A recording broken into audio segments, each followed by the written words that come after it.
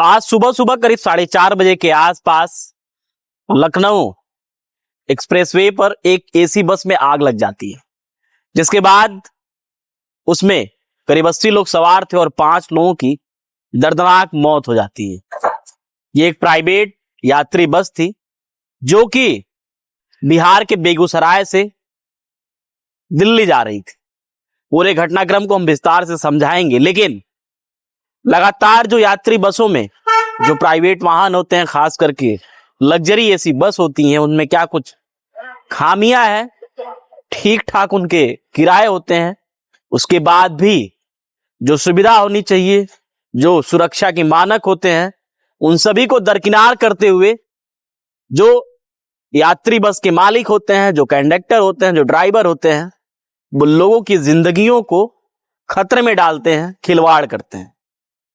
पूरा मामला विस्तार से समझिए। 4:30 बजे के आसपास लखनऊ के आउटर रिंग, जिसको हम किसान पथ बोलते हैं, मोहनलालगंज के पास अचानक से जो एसी बस थी जिसमें 80 यात्री सवार थे, धुआं निकलना शुरू होता है। चूंकि पीक टाइम था, सोने का समय था, लोग गहरी नींद में सो रहे थे। पूरे बस में अचानक से जब धुआं भरता है तो यात्रियों की नींद खुलती है, जिसके बाद किसी भी तरीके से करके यात्री, या फिर यूं कहीं भगदड़ मच जाता है, वो बाहर निकलना चाहते हैं। बाहर कैसे निकलेंगे?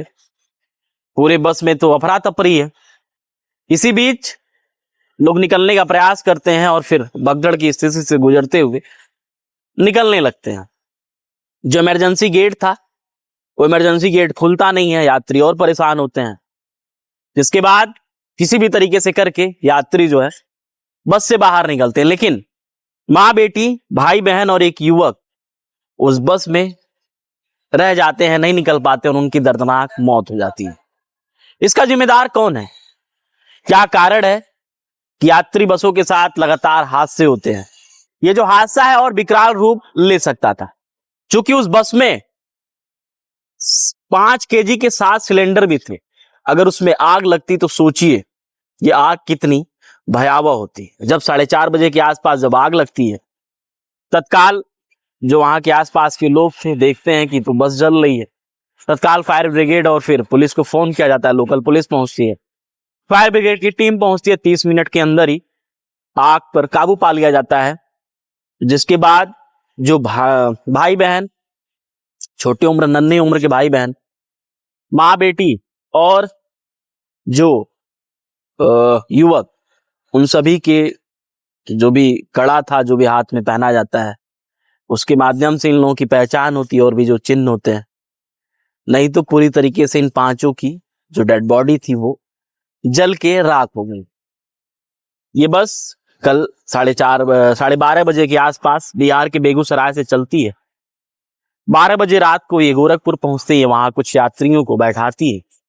इसके बाद ये फिर दिल्ली के लिए रवाना होती है और फिर 4:40 के आसपास लखनऊ के मोहनलालगंज के पास ही इस बस में शॉर्ट सर्किट की वजह से भीषण आग लगती है, हादसा होता है। फिर बस धू धू कर जलने लगती है, जिसमें 5 लोगों की मौत हो जाती है। अब सोचिए कारण क्या है। अमूमन जो ये एसी स्लीपर बस होती है, जो कह सकते हैं कि लॉन्ग डिस्टेंस की होती हैं, अधिक दूरी की बसें होती हैं, उनमें जो इनकी क्षमता होती है, मान लीजिए 80 यात्रियों की क्षमता है, तो 80 की जगह ये 90, 100, 200, 90, 100, मतलब 10-20 यात्री और एक्स्ट्रा रहते हैं। और सामान पूरा ऊपर तक भरा पड़ा रहेगा। जो साइड के केबिन होते हैं, जहाँ पे लगेज केबिन होते हैं, वहां पे पूरे सामान भरे पड़े रहेंगे। और जो रास्ते होते हैं, अमूमन एक सीट इधर, एक सीट इधर, और बीच की जो गैलरी होती है आने जाने के लिए, वहां पे भी सामान भरे पड़े रहते हैं। इस बस में भी ऐसा हो। अगर ये बस अमूमन जितनी इसकी कैपेसिटी है उतने ही लोग इसमें यात्रा कर रहे होते और जो गैलरी होती है वो खाली रहती, तो हो सकता है कि किसी की जान नहीं जाती।